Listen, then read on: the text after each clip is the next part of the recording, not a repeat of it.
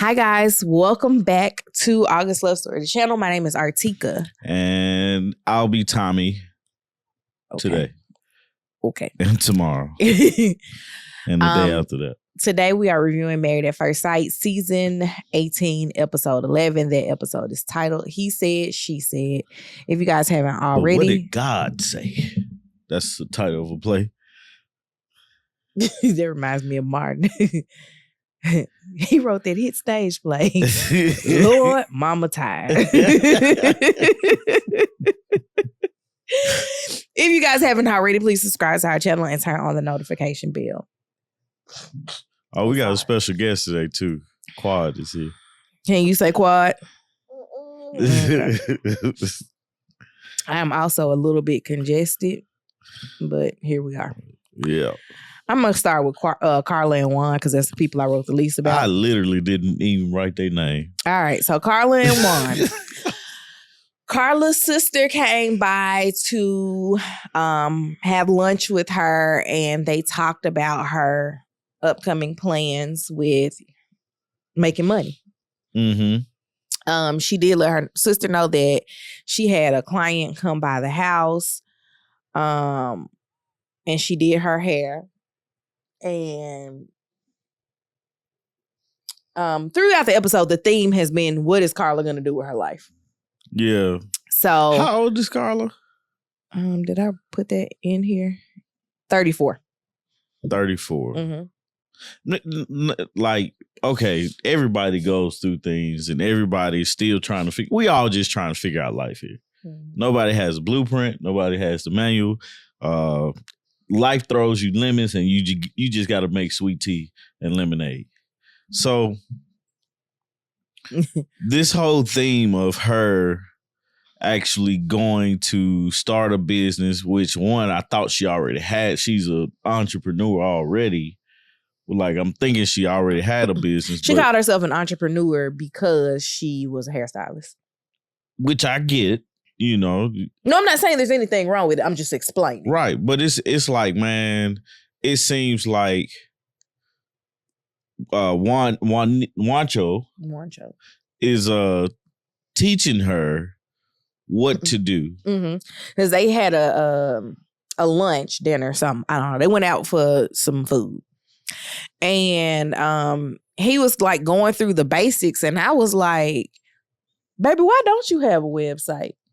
Yeah, like what? Like, why aren't you taking pictures of what you like? It's things that we would do naturally if we were going to start a business, or not even necessarily start a business. It was just things we would just naturally do, not connecting it to being some form of marketing for our business, right? And it's like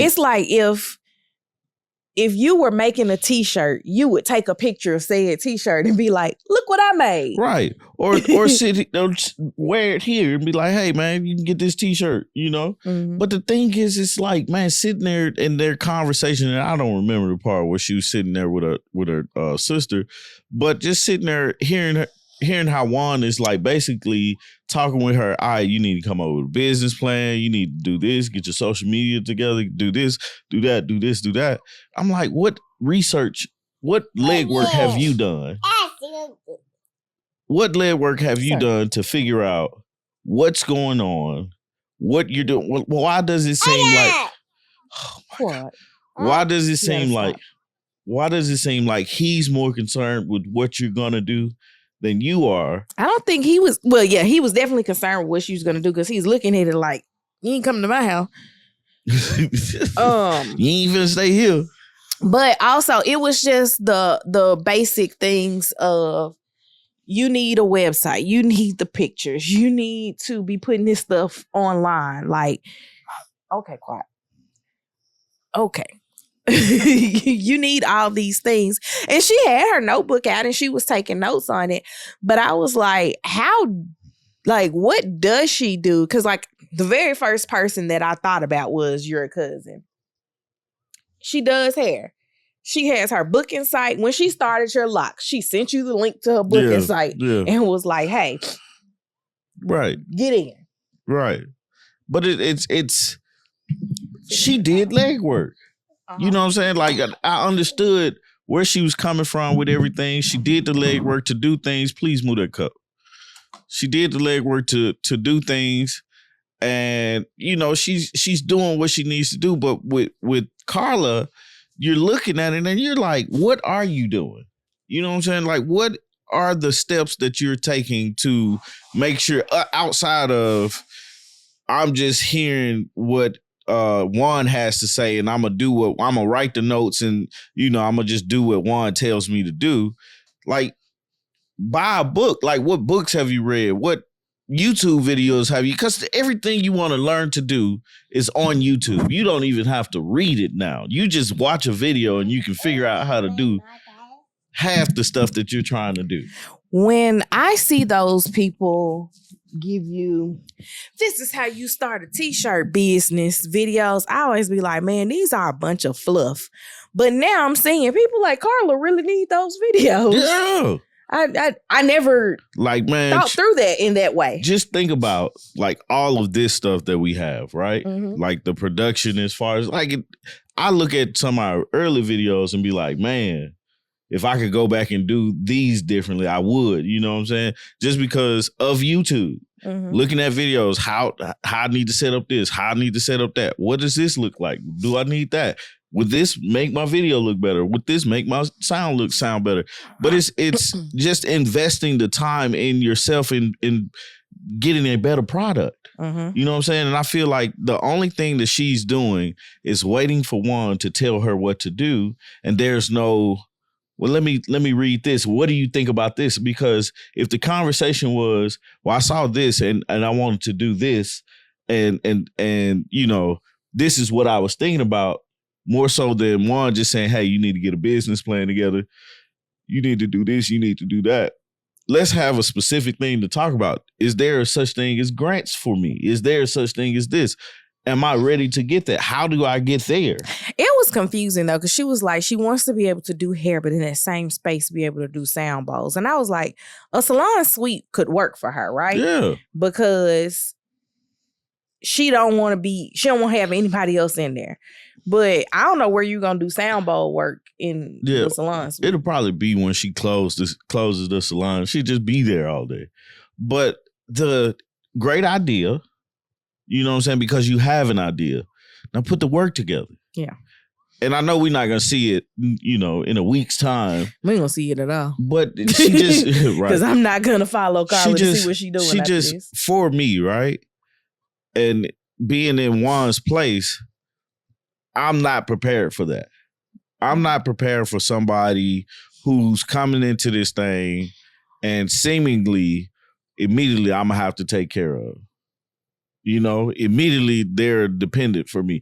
That's something like just being in his shoes. I'm personally not prepared for that. Mm-hmm. Now, if we were together and this was something that we had been talking about and we've prepared for you to do that, okay, then that's different.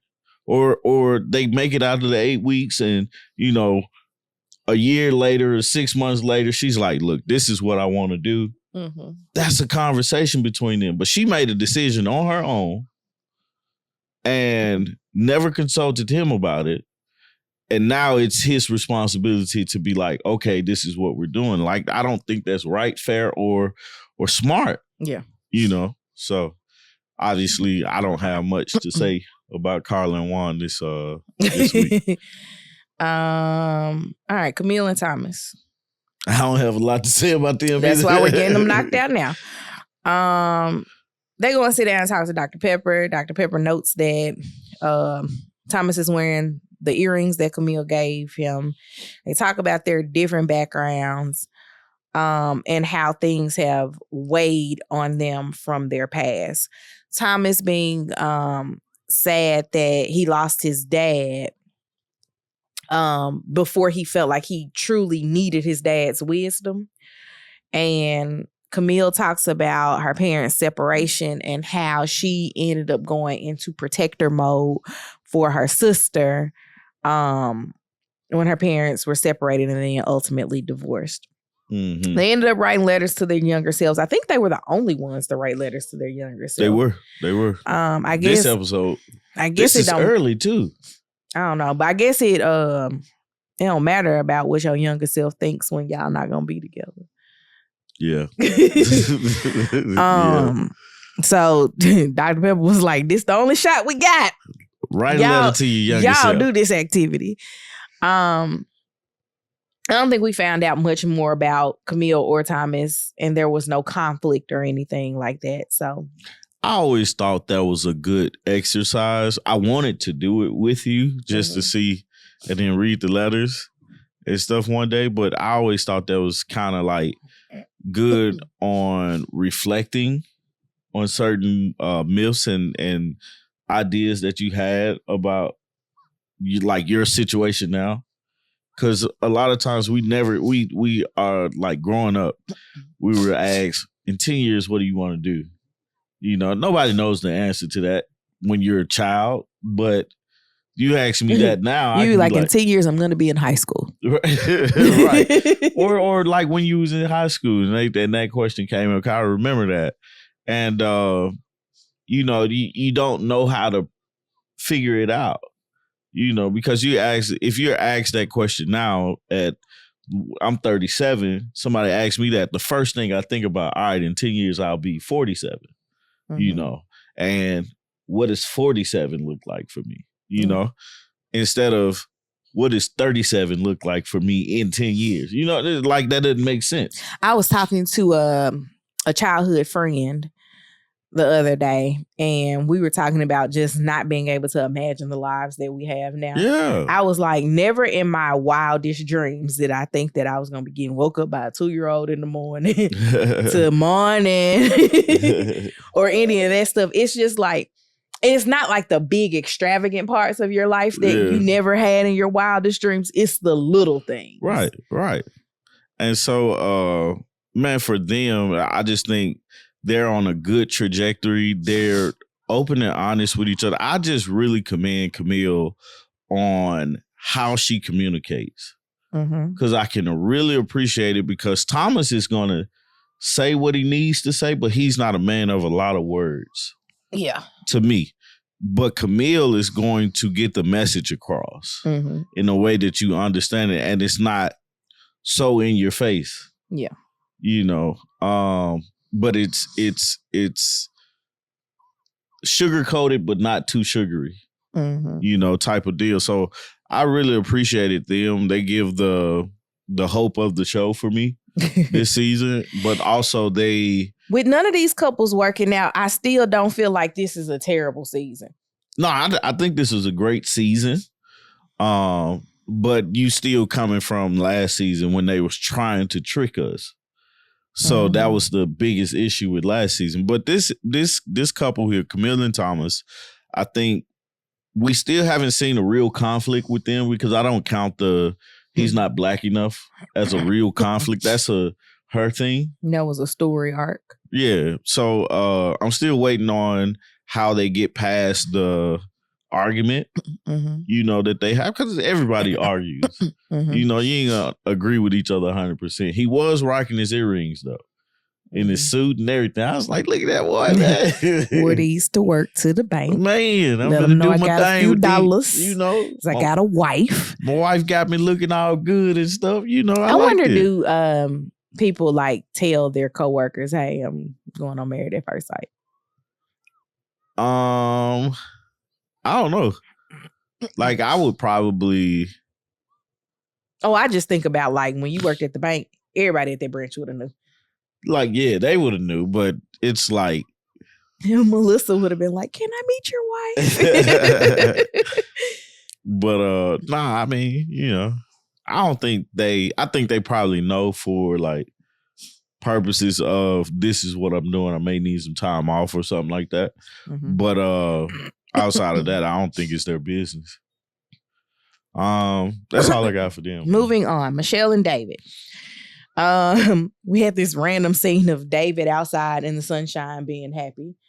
I was like, okay. David and Michelle met up with Dr. Pepper. He tells her that things have been rocky, and then they both lie and said that they've made strides. Dr. Pepper said, what kind? She was like, we talked the other day for like 20 minutes. And she was like, okay, what else? Man, one of the notes I wrote was this conversation is way deeper than they have the capacity for. Mm-hmm. Because it was a lot of questions. Well, not a lot. It was the questions that we saw. For us, they would have been like for normal people. I ain't trying to say they not normal, but regular people, they would have, been able to have the conversation. I feel like they were drawing at straws until Dr. Pepper was able to curate their conversation, because we did finally get to David saying that he went to private school and he was the only non-white person. Right. And it was like he was plucked out of there. And for me, I was like, what does this correlate to? And then her talking about her. He probably at that moment realized why he like white women. Yeah. her, talking about how they grew up poor and she asked, was she embarrassed?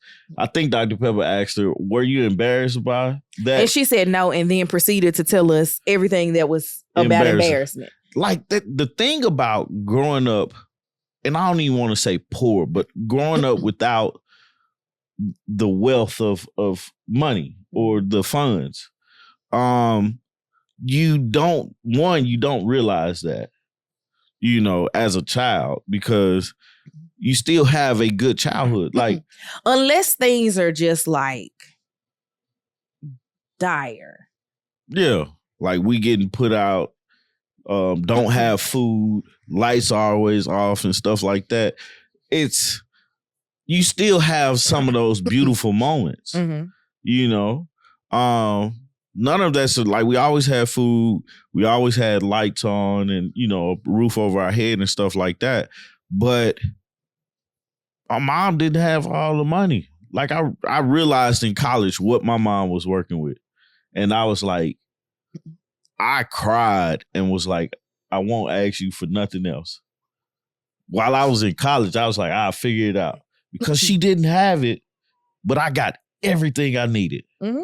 You know what I'm saying? So I can appreciate that. And it's like I felt when Michelle was talking about her growing up. When Michelle was talking about her growing up, it was like, well, were there good times? Mm-hmm. I understand that you like nobody wants to be poor, or nobody wants to live in a state of need all the time, or in a state of lack of all the time. So it's like, I get your ambition now and everything like that, but it's core things that you're missing.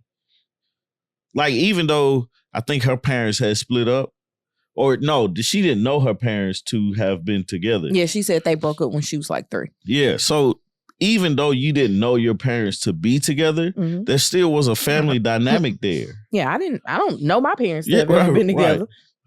Right. It is what it is. But it's like, knowing that there's a family dynamic there, you know how you would want your family. Like, this starts your family with him. And is it like, she's frustrating to me. Oh, I'm sorry. Go ahead, man. Oh, no. I just started talking. She is very frustrating. Dr. Pepper called her to have a frame of immaturity. And she was like, can y'all talk about how you can live together, how you can do these things?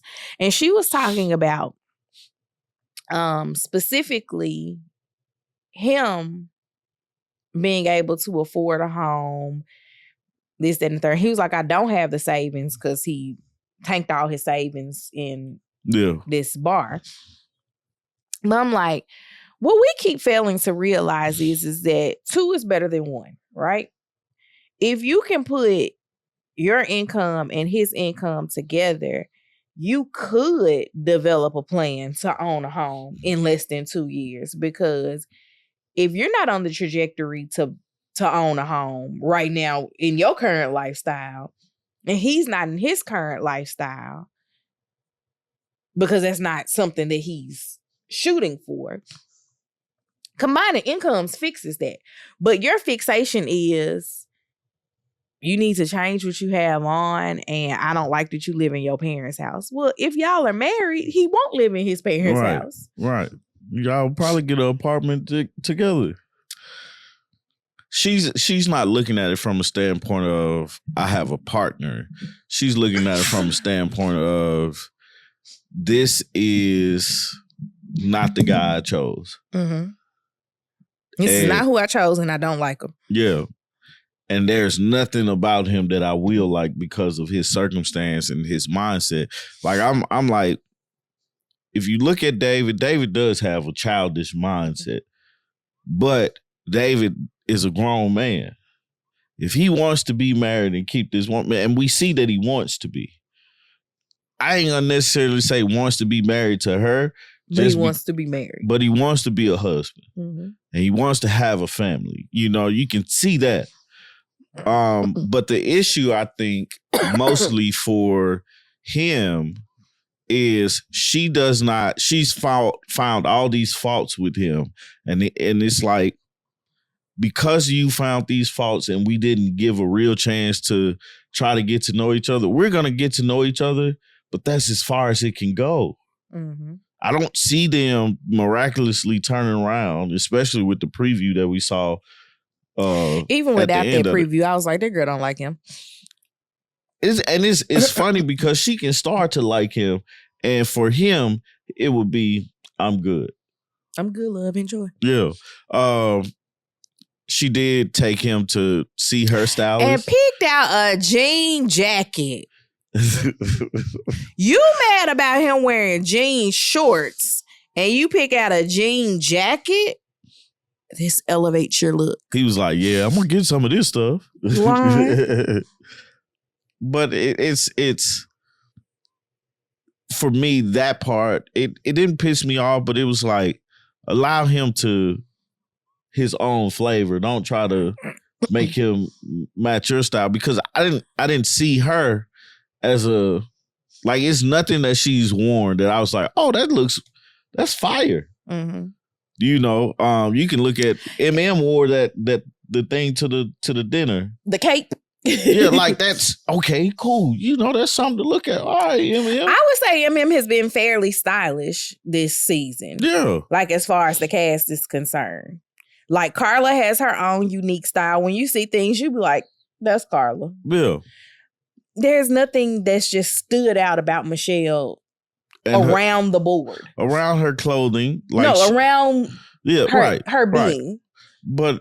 But just particularly the clothing thing, it's like, it's not, she doesn't bring fashion for, like, you know what I'm saying, a trendsetter to me, or wearing the trendy stuff. You're just wearing a dress that's yellow or green or red, you know. But I just found that to be weird. Like, you could have spent your time and money on something better to get to know him a little bit better, you know. Right, so let's breeze through these last ones. Not breeze through them. Madison and Allen. I didn't have a lot for them. Madison got upset with Allen because he drove home after they had been drinking. He said he was fine to drive home. She was like, "You had drinks. You shouldn't have been driving home." It became a disagreement that night and almost an argument the next day. He said, "Cruise control, zippity boop." Stop, that's a good one. That was the first time I ever felt like she liked or cared about him. Yeah. Really though. And it wasn't, come to find out, it wasn't just him. It's the past, the history she had with somebody driving drunk and stuff like that, which I get, you know. You don't witness somebody, you know, putting themselves in a bad position and not try to stop the next person from doing that. So he wants to talk to the experts to help find out what she finds attractive about him. The expert that they meet with is Dr. Pepper. Basically, she's struggling to like him, and he like, you gotta have found something about me that you like by now. Yeah. And she was like, well, I told you the other day that you look nice. And Dr. Pepper was like, okay, so you need to do more of that. They share about how their childhood shaped them. And apparently she has a lot of trauma from her mom that she didn't really get into. So I don't know what's going on with that. But I'm assuming that her mama may have been the drunk driver. I don't know. Because she directly mentioned about him drinking and driving. And then once you find out more about my mom, you'll understand. Yeah. So that's what made me think that. Yeah. But it's like, why haven't y'all had that conversation? It's been, at this point, 5 weeks at the most. And y'all aren't a big, we hate each other type couple. Yeah, y'all are actually having conversations. You just don't like him. Yeah. In the romantic sense, but you like him in the friend sense. Yeah, right. Like, he's friend zone. And it's like, did you try to have these conversations? Because that's the thing about attractive people, right? Yeah. Attractive people can become unattractive because they don't have a conversation. Mm-hmm. Because when they talk, they sound crazy. Mm-hmm. You know? But the simplest form of conversation is, let's talk about each other's family. You know? If this thing is going to work, where did you get your ideas from? And not just the conversation we saw them have, but like truly get into the nitty gritty of things, because there's no reason. You learn a lot about a person just by understanding their family dynamics. Yeah. Because there's people like Michelle who want to veer as far away from their family dynamics as possible. And then you have people like David who was like, my life was cool. Yeah. Like, I don't want to not be like my dad. My dad all right with me. So you have both sides of that. So and it's like, when you understand people, you can understand those parts of them. Exactly. So, I don't have anything else for them. Do you? I don't think so. Yeah, nah, that's it. All right. Emem and Ikechi, they keep being the last couple. Cause like, we see it. We see it. This man finally admitted that she belittled him, or he feels belittled because of the things that she has. Mm-hmm. That's essentially what he said on the show. Now, I watched the Afterparty, and that kind of changes my feeling on that part, but it doesn't change my feeling on him. It don't really change my feeling on that part either. What I mean by it's the missing part that we wasn't seeing is where she was belittling him, and it's still a him thing, regardless of, because he mentioned she wants me to come take a shower with her. Not understanding where the belittling starts there. If you don't want to shower, what can I say? You just gotta tell her no. What the thing is, when he said she wanted, did he say that on the show? Mm-hmm. I didn't take any notes on Afterparty. Oh, okay. When he said that she wanted to take a shower, he was like, sex is off the table because he's trying to get to know her, and without sex. But I think Pastor Kyle said it best. You can't take things off the table. And he was like, when we saw people take certain things off the table, they didn't give themselves a chance to really see their person. Mm-hmm. Because, and it didn't progress naturally, because naturally humans are gonna want to have sex with each other, you know. And you have all of the qualifiers checked off. Right. Like, it's not a drive-by. You're married to this person. Right. Like, you was crazy enough to get married to them, but you're not crazy enough to be like, to go on the urge of, if I wanted to have sex with this person, I would. Now I could see you saying, "Oh my God, repulsed! Don't touch me." Right, but you're not repulsed by this girl. You just don't want it, or it might be. Mm-hmm. But I can't really call it. And Pastor Kyle was calling him out on his BS, which I can appreciate. But he would. Pastor Kyle had a look like, I'm still trying to figure out where the problem is. Yeah. She likes you.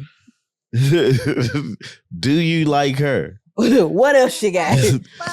But the thing that stood out to me, and I'm not even looking at my notes at this point, but the thing that stood out to me the most was when he said he didn't tell her, like a lot of the things that was going on that just messed him up. I know. He wasn't telling her these things, and it's like, how is she supposed to know? Right. You know what I'm saying? So because she didn't know like what was going on or why and all these things, it's like you expect her to just up and figure it out. And she's sitting there like, yeah, I'm lost too. You know, so it's an interesting point that he failed to make. Right. He also was sitting there when it was him, Dr. Pia, Pastor Cal, and Emem. When they all was sitting there talking to each other, he was looking like a harmed dog. I hear you. Who basically is there with their owner, but their owner is abusive. He has painted her to be abusive towards him. He said, I may have done some wrong, but it was a reaction. To what? I just don't want her to ask me no questions. And Emem called it, I think she said it on Afterparty. She said that there was no depth to him and with no depth to his answers. Yeah. So she's asking. Okay, go up there. Go up there. It's on. There was no depth to the answers to his actual questions. Come on, Go man. get him juice. Not Dr. P, I'm sorry. Emem said to Keisha Knight Pulliam that there was no depth to the answers to his questions. And she thinks that was the trigger for him, is because he doesn't want to go deeper.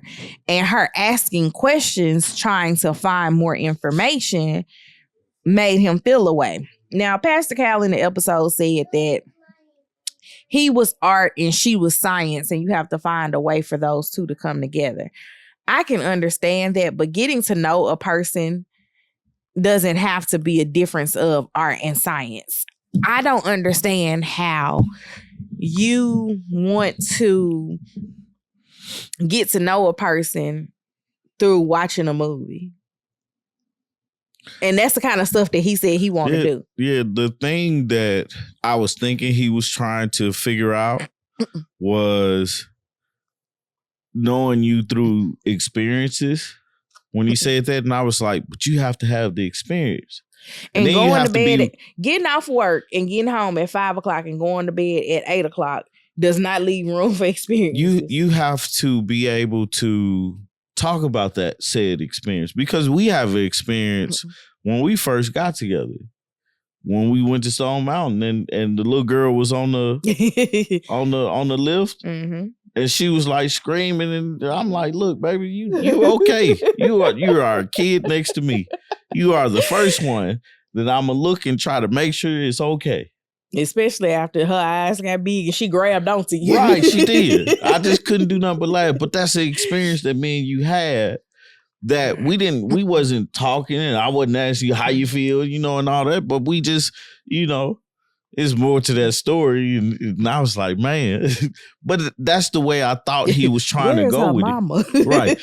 That's the way I thought he was trying to go with it. But then it's like, bro, you don't try. If you don't try to have that experience with her, just that one-on-one experience where there's no need to ask questions. She's literally trying to get to know you. So I'm going to ask you, what's your favorite color? What size shoe you wear? When you like to get your hair done? It's like your favorite color green. What shade of green? You like lime green? You like money green? Right. Hunter green. Why green? Like it's all these things, right? And it's, what do you like to do? What are you reading? What you like about that book? Or you play the game. What did you like to play? What's fun about it? Who you play with? Type of thing. And she's like, the thing about her and the questions are, they're probably direct. They're probably straight to the point. Same thing, but it's not a. And he wants to blame that on her not being Southern. yeah, and I don't think that's not a real thing because I know some very direct women who are also Southern. But it's like they just might end it with bless your heart. Dr. Pia said she had some sass when she was like, "That's my husband," and that's probably what it is. He's not used to the sass or whatnot, but it's something you have to get used to. I want to know who are these women that he dated in the past? Quiet. I don't know, man. Like, but that does, like, if this is the way he act, I can see why he's 41, no kids, never married type of deal on this show and chase the show. Because at this point, I'm saying he chasing the show. He is. Well, I mean, he has. And he should have done something different. Right. He he carries this backpack. And his jean jacket, man. I want to know what's in the backpack. I wonder, is it cold up there? It's summertime shot. Or that's his comfort stuff, which is okay, man. But I just, you're artsy. You're very artsy. Allegedly. And stuff like that. It's like, if that's the case, man, bring her into your world if you want to. He said he thought about taking her to a spoken word place, and I don't know what happened there because it was a thought. What did they say? A concept of a plan? Yeah. My whole thing with him and the way that he approach it with her is you say you like her or you're interested in her, but your actions does not match that. Mm-hmm. Because your actions will say, all right, well, I want to know more about you. Mm-hmm. By how are you in different situations, in different places that I like to go. Mm-hmm. Me being new to this city, I'm trying to find more stuff to do. Mm-hmm. And when we're alone, let me talk to you. But it seems like he's not wanting to talk to her. Mm-hmm. I wonder, is it a thing of that he feels like, I know he feels because it feels away because she makes more money than him and she's in different circles. He should have known that anybody in the professional world was gonna make more money than him because he's an educator. We don't value educators enough. Right. Like as a society. As a society, we don't. But it's like we understand that he feels smaller around her. But that's a you problem.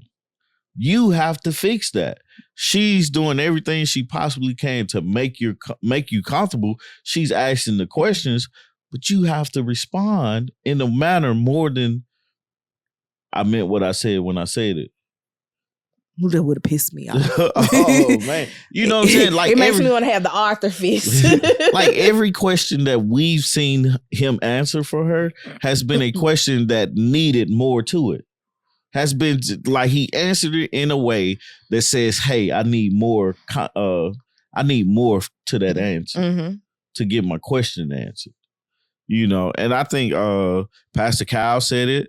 Keisha said it, Night Pulling.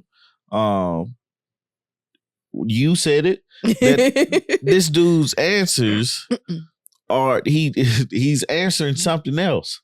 His answers are BS. And I think it's what's gotten him along this far. And it's but crazy. It also hasn't gotten him into a long-term relationship. Right. And it's Who crazy. hurt you that you don't want to open up to people? I don't know. But I just feel I felt worse because Emem was sitting there trying to defend the want and need to be his wife. Mm-hmm. I was like, that is unnecessary. Don't do that. So I thought that was so silly of her to sit there and be like, that's my husband and I'm gonna stick by him. She didn't say that, but essentially, in so many words. And so that's what she was saying. So it's like, do you know who you are? What you do and what you bring to the table? You're better than this. Right. Like, if that man don't want you, don't, like, it's okay. Go ahead and free yourself. You know, it's something like, is she perfect in that situation? No. Is anybody perfect in any situation? No, absolutely not. Is there things to work on? Yes, absolutely. Find out what those things are. Go back and look at yourself, but move on, because this man is not worth, like, I don't think no man or woman is worth the feelings that he's given her, and, you know, vice versa. Right. At the end of this, she asked him to move back in. He said, all right. Ooh, that man looked like a scorned puppy. And they still not gonna make it. No, it's no coming back. It's no coming back for sure. Emem is doing the right thing for TV. But I can't think that she thinks that this is the right thing. Yeah, absolutely not. So, anyhow. Is that everybody? That's everybody. All right, man. Again, if you guys haven't already, please subscribe to the channel. Turn on the notification bell. You got a question in the comments? I don't have one right now, but we'll get one. All right. We'll see you guys on tomorrow, Saturday, for Love Brew in the morning. And then on Sunday for the panel with Jack and Glenn. Bless you. And at some point over one of those 3 days, there's going to also be a video release from our snow day that we had last weekend. It's been ready to go. We just keep forgetting to hit publish. I definitely forgot about that video. I know. Well, are all hearts and minds clear? All hearts and minds are clear. All right. Quiet, you tell everybody bye-bye? Okay. All right. We'll see you guys later. Bye. Peace.